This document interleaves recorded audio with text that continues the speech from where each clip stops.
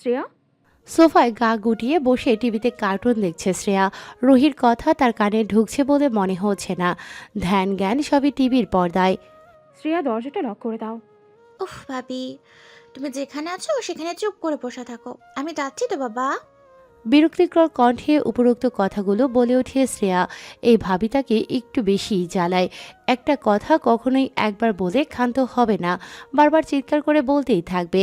Shreya sofa ছেড়ে দাঁড়িয়ে যায়, দরজার দিকে এগোবে তৎক্ষণাৎ দরজা ঠেলে হুড়মুড় করে শ্রেয়না প্রবেশ করে। উদ্ভ্রান্তের ন্যায় দৌড়ে নিজের রুমের দিকে পা বাড়ায়। রুহিও শ্রেয়নার রুমেই ছিল, মূলত ঘর গোছাচ্ছিল সে। শ্রেয়নাকে দেখে চমকায় রুহি।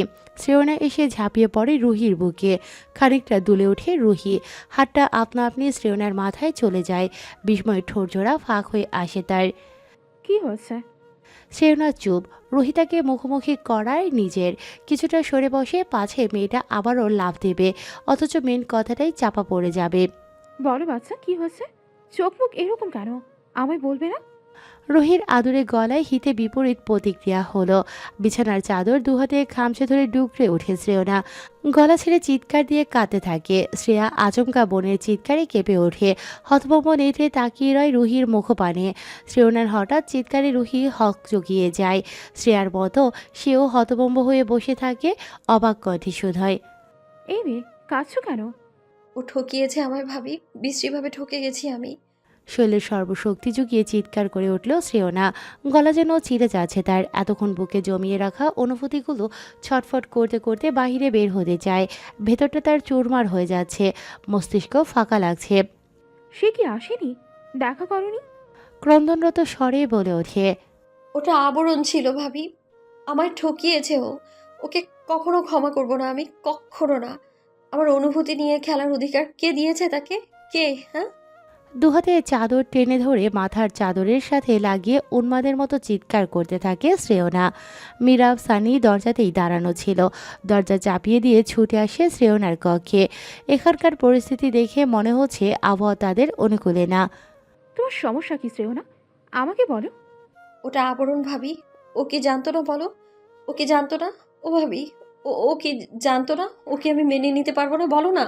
সানি মীরাব নিজেদের কানে আঙুল চেপে ধরেছে। বিরক্তিতে কপাল কুঁচকে মীরাব অস্ফুট স্বরে বলে ওঠে। ভেবেছিলাম নম্র ভদ্র মহিলা, গলা তো না মাইক। রুহি শ্রেয়নার গালে হাত রেখে নিচু স্বরে বলে। ভালো তো, আবরণের মধ্যে কি কম? চেঁচিয়ে ওঠে শ্রেয়না।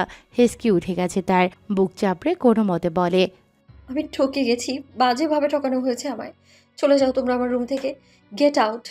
শ্রেয়নার চিৎকারে মুহূর্তেই সবাই অদৃশ্য হয়ে যায়, মানে কক্ষ ত্যাগ করে। ধপ করে বিছানায় শুয়ে পড়ে শ্রেয়না। শ্বাস প্রশ্বাস দ্রুত চলছে। সিলিংয়ের দিকে তাকিয়ে থাকে নির্নিমেষ। চোখের পলক পড়ে না তার। বুকে সাথে সাথে গলায়ও ব্যথা অনুভব করে শ্রেয়না। মনে হচ্ছে গলায় রক্ত জমাট বেঁধে আছে। একদম ঠিক করনি আবরণ জাহিদ। ভালোবাসা এত সস্তা? দুটো চিঠি দিলেই ভালোবাসা হয়ে যায়? আমার হৃদয়ের স্বরকে কোথায় লুকিয়ে রেখেছো তুমি? শুভ্র রহমান, রাব্বি শেখের দূর সম্পর্কের আত্মীয়। অপরাধীদের বড় গ্যাংটাকে ধরার জন্য মরিয়া হয়ে ওঠে নীরজ জাহিদ। অপরাধীদের ধরে সাজা দেয়া যেন তার নেশা। নিশ্চিন্তে ঘুমোতে পারেন না। আগেরবার স্মাগলারদের ধরার জন্য শ্রেয়াকে টোপ হিসেবে ব্যবহার করেন। সেজানের কথাই শ্রেয়া তখন গেটের সামনে দাঁড়িয়েছিল। সেজান শ্রেয়াকে বলেছিল সে দ্রুতই আসবে, যেন ভাইয়ার জন্য অপেক্ষা করে। কিন্তু ফুটেজ থেকে কেটে দেওয়া হয়েছে সেই ভিডিওর সেই অংশটুকু। বাসার ভেতরেও নীরজ জাহিদের লোক রয়েছে। নীরদের কাছে খবর ছিল আজ সেজান আলমের বোনকে কিডন্যাপ করা হবে। তিনি আটকাননি, অথবা সেরকম কোনো নিরাপত্তা দেননি। শ্রেয়াকে ধরে নিয়ে গেলেই তো তারা স্মাগলারদের গ্যাংটাকে ধরতে পারবে। সেরকমভাবে আজও নীরদের কাছে গোপন সূত্রে খবর এসেছে ভার্সিটিতে হামলা হবে।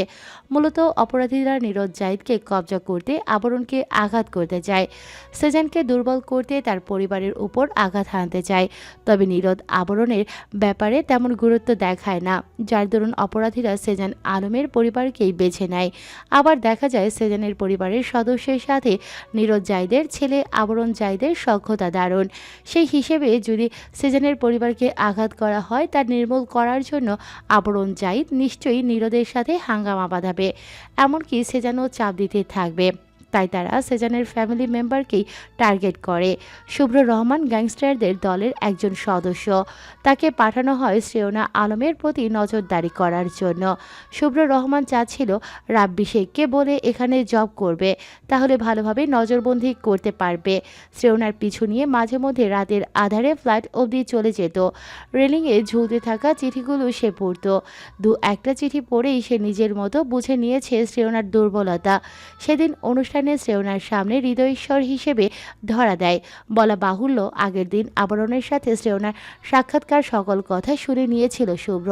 তার জন্য সহজ হয়েছে ব্যাপারটা। নীরজ জাহিদ এবং সেজান আলম সম্পূর্ণভাবে জানতেন শুভ্র রহমানের ব্যাপারে। শুভ্রের নামে বহু কেস ফাইল হয়েছে। বলা যায় অপরাধীদের তালিকায় তার নাম ও ছবি সবার আগে। কি করে অচেনা রয়ে যাবে শুভ্র? নিজেকে যতই লুকিয়ে রাখুক, আইনের চোখ হলো চিলের মতো, গর্ত থেকে অপরাধীদের বের করে আনে। শ্রেয়নার প্রতি নজর ছিল শুভ্রর, শুভ্রের উপর নজর ছিল পুলিশদের। এবারেও সেজান ও নীরদ নিজের ফ্যামিলিকে কাজে লাগিয়েছে। শ্রেয়নার সাথে আবরণের সখ্যতা চোখে বাঁধার মতো। শ্রেয়নাকে নিশ্চয়ই আবরণ সামলে নেবে। শ্রেয়নার প্রতি অপরাধীদের ঝোঁক, এটা নীরদই কোনোভাবে ছেলের কানে দিয়েছেন, যাতে করে আবরণ তাকে সেফ রাখে। সেদিন রাতে শ্রেয়নাকে খুঁজতেই এদিক সেদিক নজর বোলাচ্ছিল আবরণ। সানির সাথে ছিল ক্যামেরা। সন্দেহজনক কাউকে দেখতে পেলে ইমিডিয়েটলি আবরণকে ইনফর্ম করা হতো, করেছেও। বট গাছের দিকে শ্রেয়নাকে একা যেতে দেখে দ্রুত আবরণকে ইশারা করে সানি, কিন্তু আবরণ টাসকে খেয়ে গিয়েছিল শুভ্রর সাথে শ্রেয়নাকে দেখে। তোরা আমায় এভাবে ঘিরে রেখেছিস কেন? ডেলিভারি হবে আমার? জ্ঞান ফেরা মাত্র চাপা স্বরে ধমকে ওঠে আবরণ। মিরাব, সানি, সিনহা, এমনকি আরও কিছু গার্ড আবরণের চারপাশে দাঁড়িয়ে আছে। চোখ খুলেই এই দৃশ্য দেখে তার চক্ষু চড়ক গাছ। আগেকার দিনে বাংলা ছায়াছবিতে অর্ধেক রাস্তায় নায়িকার ডেলিভারি হয়ে যেত। তখন কোথা থেকে যেন 10-12 জন মহিলা এসে চারপাশ থেকে ঘিরে ধরে বাচ্চাকে পৃথিবীর মুখ দেখাতো। তারও সেই দৃশ্যই স্মৃতির স্পটে ভাসে। এক পর্যায়ে সে নিজের পেটের দিকে তাকায়, পর মুহূর্তেই বিড়বিড় করে বলে ওঠে, হাতের আমার বাচ্চাগুলো জ্বালা এক মুহূর্তের জন্য আমার জেন্ডার পরিবর্তন করে দিচ্ছিলাম। শান্ত হয়ে থাক, শরীর দুর্বল, তোর বিশ্রাম নে। মীরাবের কথায় চোখ পাকিয়ে তাকায় আবরণ, দাঁত খিচে বলে, গোলামের পুত, আমার সামনে থেকে সর তোরা সব। মীরাব সরে এসে দাঁড়ায় সানির পাশে, পা নাচাতে নাচাতে বলে, তুমি হুঁশে আসতেই বাড়ি ফেরার জন্য হন্তিবম্বি শুরু করবে, সেজন্যই এতগুলো গার্ড তোমার তোষামত করার জন্য নিয়োজিত করা হয়েছে। হারামের বাচ্চা, ওদিকে আমার সিনিয়র পর হয়ে যাচ্ছে, আর তুই আমাকে বাংলা সিনেমার ভিলেনের মতো আটকে রেখেছিস। তোর মাথা ফাটিয়ে তাতে গরম পানি ঢালবো। মীরাব। মীরাব কাচুমাচু ভঙ্গিতে তাকায় ইন্সপেক্টর সিনহার দিকে। সিনহা ভ্রু কুঁচকায়, এভাবে দেখার কি আছে? সামান্য হাতে গুলি লেগেছে, তোদের অবস্থা দেখে মনে হচ্ছে ফুল বডিতে গুলিবিদ্ধ হয়েছে আমার। লাফ দিয়ে উঠে বসে আবরণ। সঙ্গে সঙ্গে কেবিনে উপস্থিত সকলে চিৎকার দিয়ে ওঠে। আবরণ হক চুকিয়ে যায়, চোখ বড় আকার ধারণ করে তার। এভাবে চেঁচাচ্ছিস কেন? উঠিস না দোষ, রেস্ট নে। আবরণ কারো কথা শোনে না, বেড থেকে নেমে শার্ট হাতে নেয়, কাঁধের ওপর রেখে বাহিরের দিকে পা বাড়ায়। তার পেছনে সকলে দৌড়ে যায়। এতগুলো গার্ড রেখেছিস পাল ফেলতে? আমি যেতে চাইলে কার বাবা আমায় আটকাতে পারবে? আবরণ, নীরজ জাহিদ সামনে দাঁড়িয়ে আছে। গার্ড সহ সকলেই দাঁড়িয়ে যায়, তাদের মুখে সন্তুষ্টির হাসি ফোটে। নিজের ক্যাবিনে যাও। আবরণ এগোতে এগোতে বলে, বাসায় যাবো আমি। প্যান্টের পকেটে হাত গুজে গম্ভীর দৃষ্টিতে তাকিয়ে থাকে নীরজ জাহিদ। গার্ডদের কিছু একটা ইশারা করতে দ্রুত ছুটে আসে তারা। আবরণ কিছু বুঝে ওঠার আগে দুজন তার পা এবং একজন হাত চেপে ধরে, অপর একজন পেটের কাছে আলগোছে ধরে রাখে যেন পড়ে না যায়। আবরণ হাত পা ছোড়াছুড়ি করতে থাকে, চিৎকার করে ওঠে, নীরদ, তোর মাথা ফাটাবো আমি নিমক হারাম। একবার এই পাঠাতের হাত থেকে ছাড় পাই, ছাড়বো না তোকে আমি। সানি, মিরাব, সিনহা ঠোঁট চেপে হাসে। নীরজ জাহিদ নার্সের উদ্দেশ্যে বলে ওঠেন, কড়া ডোজের ইঞ্জেকশন দিবে যেন জলদি ঘুম না ভাঙে। নার্সরা ঢুকিলে আবরণ যেভাবে হাত পা ছোড়াছড়ি করছে, একটা লাথি শরীরে লাগলে থাই গ্লাস ভেঙে সোজা নিচতলায় পৌঁছে যাবে। সেজান নীরজ জাহিদের পেছনে দাঁড়িয়েছিল। আবরণের অবস্থা দেখে তার পেট ফেটে হাসি পাচ্ছে। এমন উশৃঙ্খল ছেলেকে এভাবে জব্দ করা উচিত। সবাইকে জ্বালিয়ে মারে। আবরণ এখনও চেঁচিয়ে যাচ্ছে। হন্তদন্ত হয়ে ডাক্তার ছুটে যায় কেবিনের দিকে। আবরণের উচ্চ কণ্ঠ শোনা যায় আবারও, এই গোলামের পুত, জানের মায় নেই? এখনও যদি হাত থেকে ইঞ্জেকশন ছিনিয়ে নিয়ে পাছায় পুশ করে দিই? ঠিক চোরা ডাওলাত, দিবি না আমায় এটা? ব্যালকনির গ্রিল ধরে দাঁড়িয়ে আছে শ্রেয়না। অদূরে দৃষ্টি তার শহরের জঞ্জাটের জীবনে অতিষ্ঠ। কত বড় বড় গাড়ি রাস্তা দিয়ে সাই সাই করে চলে যাচ্ছে নিজ গন্তব্যে। মানুষ কত ব্যস্ত ভঙ্গিতে রাস্তা পার হচ্ছে, যার যার কর্মস্থলে ফেরার তারা। গ্রিলে মাথা ঠেকিয়ে চোখ বন্ধ করে দাঁড়িয়ে রয় শ্রেয়না। অনুভূতিটা বড্ড এলোমেলো, সে বুঝতেই পারছে না কী করা উচিত। চোখের সামনে আবরণের মুখশ্রী ভেসে ওঠে, হাসি হাসি চোখ, ফোলা গোলাপি গাল জোড়া, সেই সুন্দর চুল, তার সাথে ঠোঁটের কোণে মৃদু হাসি। শ্রেয়ানা, ব্যালকনিতে আছিস? হ্যাঁ।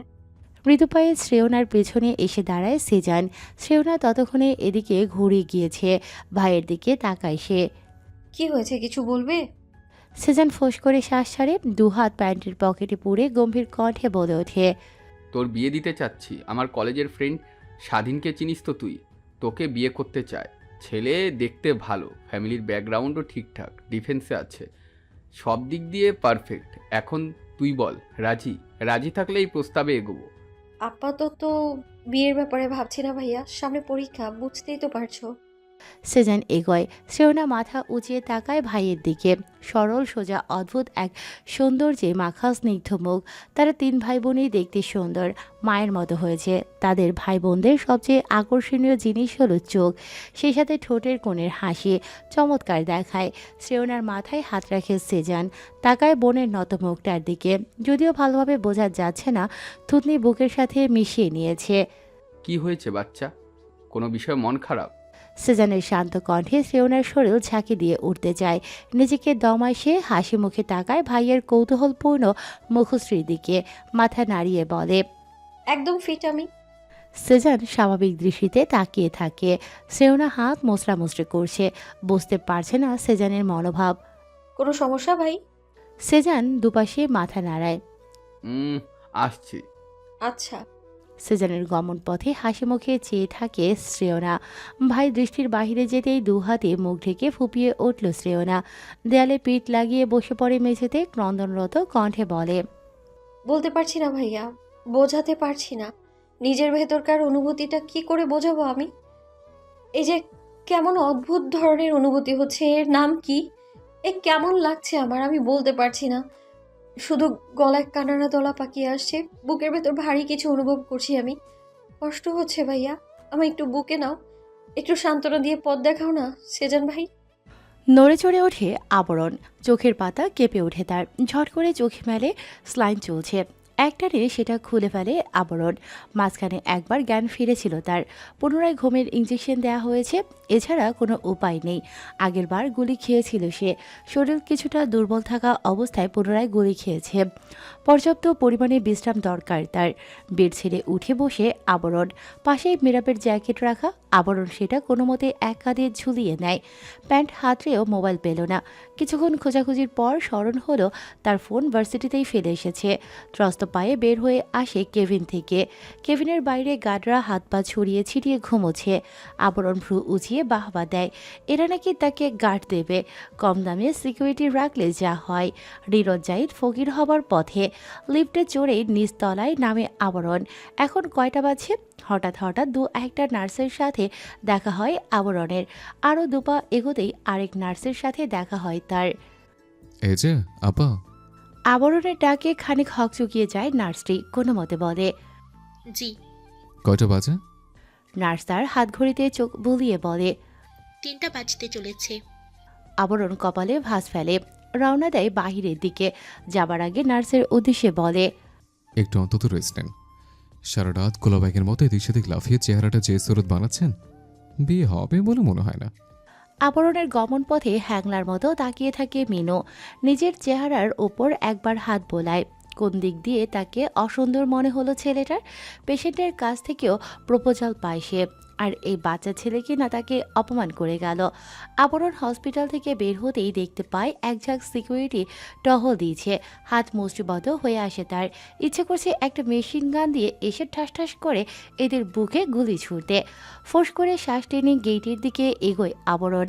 তাকে দেখেই ইন্সপেক্টর সিনহা চোখ কষলে বসা থেকে দাঁড়িয়ে যায়। আবার চলে এসেছো? তোমাকে কেবিন থেকে বের হতে নিষেধ করা হয়েছে। আবরণ ঠোঁট ফুলিয়ে বলে, আপনি কবে থেকে পুলিশের চাকরি ছেড়ে দারোয়ানের চাকরি নিলেন? মানাচ্ছে না।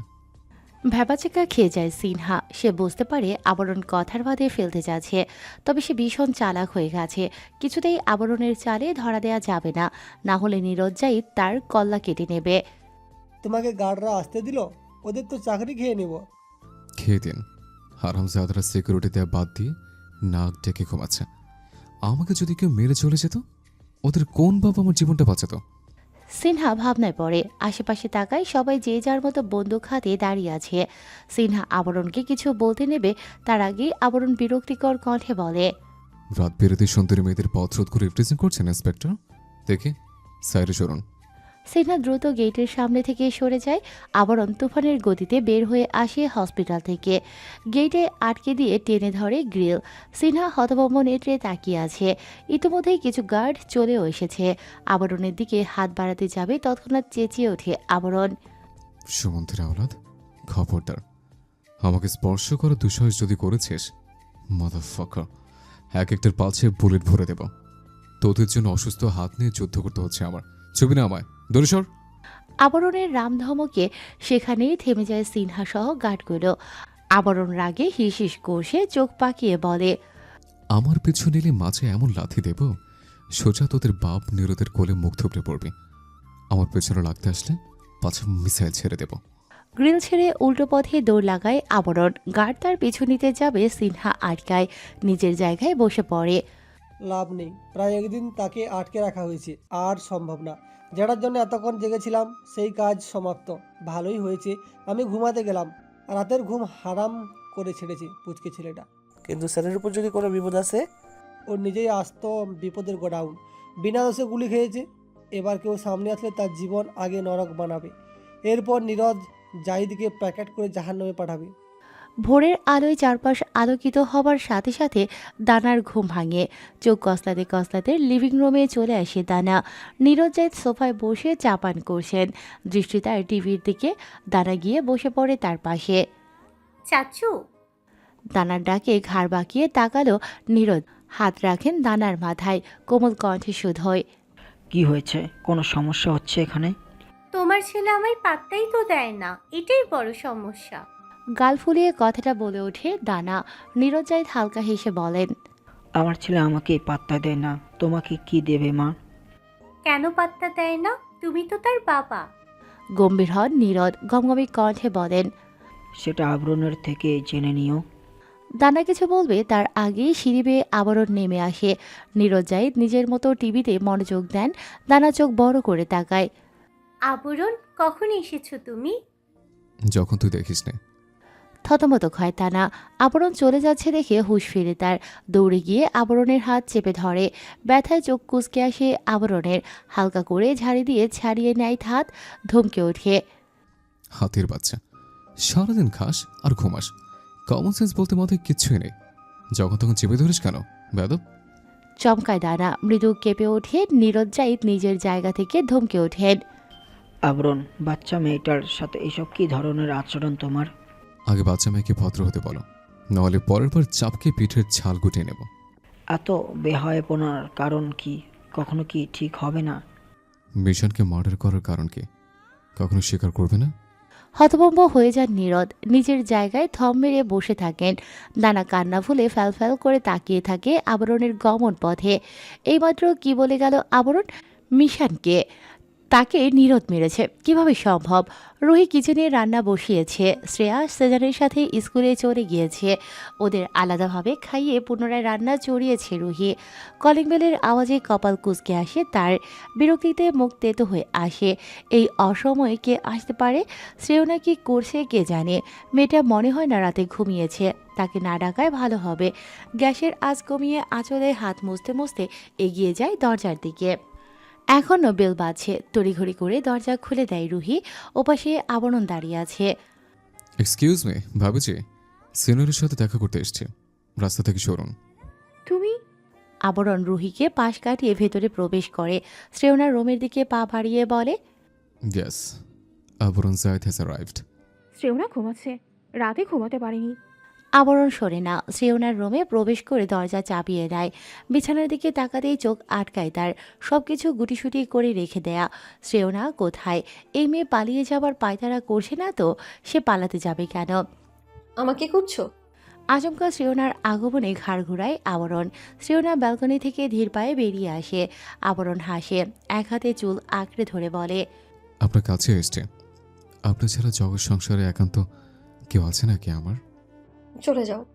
আবরণ ভ্রু কুঁচকায়, এগিয়ে যায় কয়েক পা, শ্রেয়নার মুখোমুখি দাঁড়িয়ে বলে, চোখ মুখ দেখে তো স্বাভাবিক মনে হচ্ছে, কথা বলতে কেন পাপনা ফেরত পেশেন্টের মতো।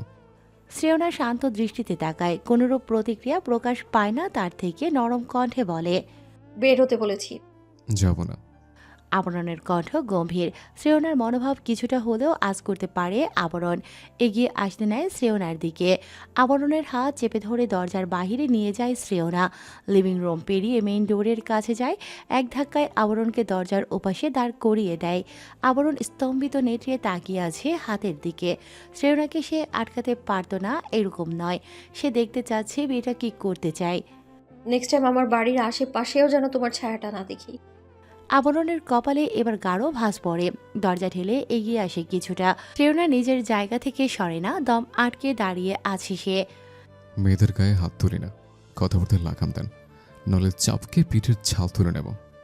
আবরণের গালে সজোরে একটা থাপ্পড় পড়ে। রুহির হাত থেকে খুন্তিটা পড়ে যায় ফ্লোরে। চোখ কোটর ছেড়ে বেরিয়ে আসতে চাইছে। এই মেয়ে এটা কি করলো? মাথার তার সব ছিঁড়ে গেল নাকি? তোকে বলেছি না আমার বাসার আশেপাশে আসবি না? এখনো দাঁড়িয়ে আছিস কেন? আশেপাশে না, আপনার বাসাতেই থাকতে চাই, বেশি বাড়াবাড়ি করবেন না। শ্রেয়নার রাগ মুহূর্তেই মাথা চাড়া দিয়ে ওঠে, ধাক্কা দেয় আবরণের বুকে। আসবি না এদিকে, জানে মেরে ফেলবো তোকে। আমাকে ভালোবাসেন না? শান্ত কণ্ঠ আবরণের, কিন্তু গম্ভীর শোনালো। শ্রেয়না কিছুক্ষণের জন্য অনুভূতি শূন্য হয়ে যায়। স্তম্ভিত নেত্রে তাকিয়ে থাকে আবরণের মুখশ্রীর দিকে। তবে মায়া হয় না তার। কুটিলতা ভরা আদলের দিকে তাকাতেও ইচ্ছে করছে না। ভালোবাসা মাই ফুট, আমার থেকে দূরে থাকবে একদম। এটাই তোমার জন্য ভালো হবে। জুনিয়র, তুমি জুনিয়রের মতোই থাকো। আবরণের মুখের সামনে ঠাস করে দরজা লাগিয়ে দেয় শ্রেয়না। পিঠ ঠেকিয়ে জোরে কবার শ্বাস টানে। রুহি ততক্ষণে এগিয়ে এসেছে। শ্রেয়নার গালে হালকা চাপড় দিয়ে বলে, এই মেয়ে, এটা কি করে তুমি? রুহির হাত এক ঝটকায় সরিয়ে দেয়। শ্রেয়না হুঙ্কার ছাড়ে, আমায় বোঝাতে আসবে না। ছোট মানুষ ছোটর মতো থাকবে। পাকনামো কেন করতে আসবে? রাস্তা ছাড়ো। হন্তদন্ত হয়ে কক্ষে এসে দরজায় লাগিয়ে দেয় শ্রেয়না। রুহি ড্যাব ড্যাব করে তাকিয়ে থাকে বন্ধ দরজার দিকে। পরক্ষণে তপ্ত শ্বাস ফেলে সে। মেয়েটা বেশি অভিমান করেছে। এতদিন ধরে যা দেখিয়ে আসছে, চিঠিদাতাকে মন প্রাণ দিয়ে ভালোবেসেছে শ্রেয়না। প্রথম প্রেম, প্রথম অনুভূতি। রাজ্যকে কত জল্পনা কল্পনা এঁকেছে, সেসবের সাক্ষী রুহি। কতটা উচ্ছ্বাস নিয়ে দিন কাটিয়েছে মেয়েটা, কতটা আকর্ষণ তার হৃদয়েশ্বরের প্রতি।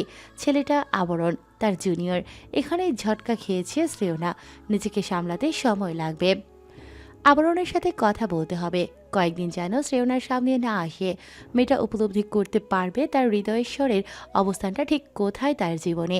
মিরাব সানি আবরণের পাশে ছ্যাবলা মেরে শুয়ে আছে, আর কি হাত পা ছড়িয়ে ছিড়িয়ে। ছেলেটা সারাদিন ধরে মরার মতো ঘুমিয়ে যাচ্ছে। এখন ঘড়ির কাঁটা 8টায় এসে থেমেছে। তবুও বেচারার ঘুম ভাঙে না। তারা নিজ থেকে জাগিয়েও দেয় না। হয়তো ডোজ একটু বেশিই করা ছিল, ঘুমের প্রভাব কাটেনি তার। আবরণ উঠছে না কেন? সানি দীর্ঘশ্বাস ফেলে নিষ্পাপ চাহনি দেয় মিরাবের দিকে। হাত রাখে বন্ধুর কাঁধে, তাকে নিজের দিকে ঘুরিয়ে বলে, সন্ধ্যায় ফ্ল্যাটে ফেরার পর থেকেই 48 বার এই কথাই বলেছিস। কনটেক্সট কি বলবি? এই নিয়ে 48 বারই কন্ট্যাক্ট জানতে চেয়েছিস, লাভ হয়েছে? দুপাশে মাথা নাড়ায় সানি। দুই বন্ধু ঘাড় ঘুরিয়ে তাকায় আবরণের দিকে। কিছুটা নড়ে চড়ে উঠেছে আবরণ। মিরাব দাঁত খিচে বলে, হারামজাদা এখনো উঠছে না, পরে আমাকে কিছু বলতে আসলে কোমরের হাড্ডি সব এক এক করে ভাঙবো। আম্মা! মিরাবের চিৎকারে হক চকিয়ে যায় সানি। আবরণের লাথি খেয়ে বিছানা থেকে ছিটকে মেঝেতে গিয়ে পড়েছে। চোখ বড় বড় হয়ে যায় তার। আবরণের দিকে তাকাতেই দেখতে পায় সে তার দিকেই তাকিয়ে আছে। ঢোক গিলে সানি। আমি কিন্তু কিছুই করিনি, কিছু জানিও না। মিরাব আমাকে কনটেক্সট বলেও নি এখনো। থাক। সানির পাছায় লাথি দেয় আবরণ। সানি পড়তে পড়তে বাঁচে গাল ফুলিয়ে বলে, শয়তানটার প্রতি সহানুভূতি দেখাতে গিয়ে আমার নিজের ব্যান্ড বেঁচে যেত এখনোই। দোস্ত দ্রুত ওঠ, তোর পাখি উড়াল দিল বলে। আবরণ আড়মোড়া ভেঙে উঠে বসে, তপ্ত শ্বাস ফেলে চোখ বন্ধ করে নেয়। নিজেকে শান্ত করছে আবরণ, গম্ভীর কণ্ঠে বলে, কাহিনী বল। তোর সিনিয়র বিয়ে করে নিচ্ছে, জলদি গিয়ে বিয়ে ভেঙে আয়। সেই কখন থেকে জানাতে যাচ্ছি, এতক্ষণে বরপক্ষ হয়তো চলে এসেছে ভাই। সানি গর্জে উঠে মীরাবের পিঠে লাথি দিয়ে হুঙ্কার ছাড়ে। কুত্তার বাচ্চা, এটা তুই সন্ধ্যা থেকে লুকিয়ে রেখেছিস? তোকে তো গুলি করে মারা উচিত। এখন কেন বলছিস? বিয়ে করে যখন বাসর ঘরে ঢুকতো তখনই নয় বলতি, আমরা গিয়ে দরজা আটকে টাকা নিতাম। সানির গালে সজোরে থাপ্পড় পড়ে, দাঁতে দাঁত চেপে আবরণ বলে ওঠে, মাতারের বাচ্চার বাসরটা আমার সাথে হবে। সে চা খেয়েছে, বিয়ে করে আসুক, বউ ট্যাগ লাগলেই হলো। কার বউ দেখার বিষয় না। কৈতুরি আমার উড়ে যেতে চাচ্ছে, বেশ শখ ঘুচিয়ে দেব। ব্রিটিশ মহিলা। আবরণ তখন হন্তদন্ত হয়ে শ্রেয়নাদের ফ্ল্যাটের সামনে এসে দাঁড়ায়। পরপর বেল চাপে, তার পেছনে মীরাব আর সানি দাঁড়িয়ে আছে। থামে না আবরণ, রাগে হিসিস করতে করতে কলিং বেল চেপে যাচ্ছে। খট শব্দ করে দরজা খুলে যায়। আবরণ সোজা হয়ে দাঁড়ায়, সামনে তাকাতেই কপালে ভাঁজ পড়ে তার। নীরদ জাহিদ দাঁড়িয়ে আছে। আবরণ তাকে পাশ কাটিয়ে ভেতরে যেতে চায়, কিন্তু নীরদ তাকে আটকে নেয়। এখানে সিন ক্রিয়েট করবে না। আবরণ শান্ত দৃষ্টিতে তাকায়, নিজেকে শান্ত রাখার চেষ্টা করলেও মূলত অশান্তির মধ্যে ডুবে আছে সে। আজ কোনো রকম ঝামেলা করতে চায় না, শ্রেয়নার বিয়ে আটকাতেই এসেছে। আমার সাথে বাইরে চলো। নীরদ জাহিদের হাত ঝাড়ি দিয়ে সরিয়ে দেয় আবরণ। ভ্রু কুঁচকে আসে তার, দাঁত খিচে বলে, সামনে থেকে সরে দাঁড়ো। তোমার কোনো ব্যাপারে নাক গলাতে আমি চাই? নীরদ শক্ত দৃষ্টিতে তাকায়, আবরণের হাত চেপে ধরে বাহিরে নিয়ে আসেন। লিফটে চড়েন আবরণকে নিয়ে। আবরণ নিজেকে যথাসম্ভব শান্ত করে রেখেছে, মাথা নিচু করে দাঁড়িয়ে আছে। লিফট খুলতেই আবরণকে নিয়ে বের হয়ে আসেন নীরদ। বেরিয়ে যেতে চান বাসা থেকে, তবে বেশি দূর এগোতে পারেন না। আবরণ নিজের হাত তৎক্ষণাৎ ছাড়িয়ে নেয়। নীরদ জাহিদ অসহায় নেত্রে তাকায় ছেলের পারে। শিরানা তোমাকে পছন্দ করে না আবরণ। মেয়েটার সাথে আমার কথা হয়েছে, সে জনের পছন্দ করা ছেলেকেই বিয়ে করবে। তুমি কেন আমাদের মধ্যে আসছো বাল? ও রেগে আছে আমার উপর, আমি জানি। কিছুদিন পর তার রাগ ভরে যাবে, কিন্তু সে যদি এখন বিয়ে করে নেয় তাহলে পরে রাগ কমলে লাভ কি? উনি তো আমার হবেন না। নীরদ গম্ভীর কণ্ঠে বলেন, নিজেকে কন্ট্রোলে আনো। শ্রেয়ানা আলম তোমাকে সহ্য করতে পারে না। যদি তোমার প্রতি ওর সামান্য মায়াও থাকতো, আমি বিয়ে ভেঙে দিতাম। বাপ হতে পারোনি, অন্তত বাপের মতো কাজটা করো। বাধা হয়ে দাঁড়াবেন আমার পথে। নীরদ জাহিদ শান্ত দৃষ্টিতে তাকান, আবরণের কাজ চাপড়ে বলেন, আমি চাই না তুমি কষ্ট পাও। সব সময় মতো চাচ্ছি জিতে ফেরো। তবে হ্যাঁ, যদি মন ভেঙে যায়, আমি তোমার অপেক্ষায় আছি। চলে এসো জাহিদ ভিলায়। নীরদ জাহিদ দাঁড়ান না, লম্বা কদমে বের হয়ে যান গেট দিয়ে। আবরণ ঠায় দাঁড়িয়ে থাকে।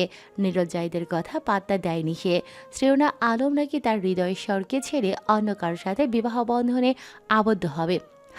মৃদু হাসে আবরণ। গেট দিয়ে একটা কালো গাড়ি প্রবেশ করে। আবরণ সেদিকে এক দৃষ্টিতে তাকিয়ে থাকে। বাহিরে ধ্যান নেই তার, কিছু একটা ভাবছে সে। আবরণের হুঁশ আসে যখন সে দেখতে পায় গাড়ি থেকে শ্রেয়না নামছে। পরনে লাল টকটকে রক্তের মতো লাল রঙা শাড়ি, শরীরে জড়িয়েছে নানান রকমের চাকচিক্যময় অলংকার। মাথায় বউ ওড়না, মেহেদি রঙা হাত ভর্তি চুড়ি। এক মুহূর্তের জন্য থমকায় আবরণ, চমকে তাকায় শ্রেয়নার দিকে। শ্রেয়নার সাথে রুহি আছে। আবরণকে দেখে রুহি আগে চলে যায়। শ্রেয়না মন্থর গতিতে এগিয়ে আসে। আবরণ হুট করে তার পথ আগলে দাঁড়ায়। শ্রেয়নার চোখে মুখে স্পষ্ট বিরক্তি। সামনে কেন দাঁড়ালে? আবরণ স্তম্ভিত ফিরে পায়। আচমকায় শ্রেয়নার চুড়ি ভর্তি হাত চেপে ধরে দু হাতে। এতে করে আবরণের হাতে মৃদু চাপ পড়ে। ব্যথায় শরীর অবশ হবার জোগাড়, কিন্তু সে পাত্তা দেয় না। তার দিন দুনিয়া যেন এই মুহূর্তে শ্রেয়নাকে ঘিরে। জিভ দিয়ে ঠোঁট ভেজায় আবরণ নরম কণ্ঠে বলে, আমি আপনাকে চিঠি দিতাম, আপনি আমার প্রতি দুর্বল। কিভাবে কথা বললে আপনি আমার প্রতি একটু নরম হবেন বুঝতে পারছি না। বিয়েটা কি সত্যি করছেন? এতটা পাশানো হবেন আপনি? শ্রেয়নার শক্ত দৃষ্টিতে তাকায়, একটানে নিজের হাত ছাড়িয়ে নেয়, ওনাটা পিঠের দিকে ছড়িয়ে দিয়ে বলে, পাষাণ আমি? সেটা সব সময়ই ছিলাম। নতুন করে পাষণ্ড হতে যাব কেন? এখনো বলছি আবরণ, তুমি ছোট আমার বয়সে, তোমার প্রতি আমার কোনো ফিলিংস নেই। থাকলে নিশ্চয়ই বিয়ে করতে যেতাম না। আবরণ ঢোক গেলে শ্রেয়নাকে হারানোর ভয় হঠাৎই ক্রাশ করে ফেলে তাকে। মেয়েটা নাকি অন্য কারো বউ হবে, অদ্ভুত কথা না? হৃদয়েশ্বরকে ভুলে গেলেন এত জলদি? শ্রেয়না ফোঁস করে শ্বাস টানে, চোখ রাখে আবরণের চোখে। ওসব কবেই ভুলে গেছি, তুমিও ভুলে যাও। নতুন জীবন শুরু করতে যাচ্ছি, দোয়ায় রেখো। শ্রেয়না আবরণের পাশ কাটিয়ে চলে যেতে চায়। আবরণ যেতে দিলে তো শ্রেয়নার হাত ধরে হ্যাসকাটারে নিজের সামনে পুনরায় দাঁড় করিয়ে দেয়। শ্রেয়না এবার সপারের থাপ্পড় বসিয়ে দেয় আবরণের গালে। ফর্সা মুখ লাল হয়ে গিয়েছে, দাঁতে দাঁত চেপে দাঁড়িয়ে আছে শ্রেয়না।